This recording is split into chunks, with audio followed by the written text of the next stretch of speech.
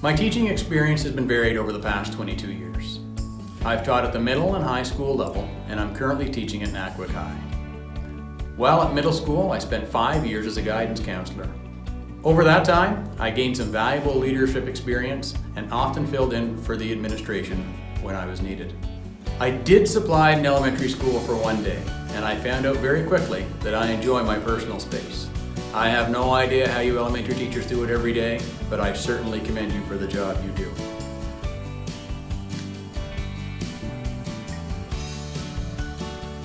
I have a great deal of NBTA experience within my branch and around the board. In 2015, I was elected to the NBTA Executive. This is when Guy Arsenault was in his last year of presidency. In 2016, I was also elected to the Federation Executive. On 2 separate occasions, I've had the trust of the board to be elected to the position of acting past president. I've been honored to fulfill this role, and it's the role that I'm currently in right now. I've also represented the NBTA on 2 separate occasions at the Canadian Teachers Federation Annual General Meeting. Last year, I took on the role as Program Chair on High School Council.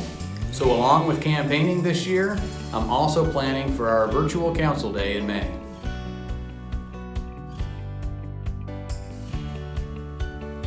In talking and listening to teachers around the province, one common theme kept occurring, and it's about time. It's time to take something off the plate. Expectations for teachers today are simply unrealistic, and they can't be maintained at the current rate. 3 common themes I've heard over my 22 years teaching: inclusion, classroom composition, and teacher workload. These things have been around for a long time, and what I want to see is I want to see real change at the classroom level. It's time for fair compensation. Since 2012, our rate of pay has not increased at the same rate as the cost of living, and that's simply not fair. We've had our times at zero, and it's time we get what we deserve. It's time for mental health and wellness. I think this goes right back to a teacher workload issue. Until we can solve some of the issues around what happens in our classrooms on a daily basis, we're going to have teachers who are struggling every day to maintain a healthy and well lifestyle. The reality of today's classrooms should not come at the sacrifice of a healthy work-life balance.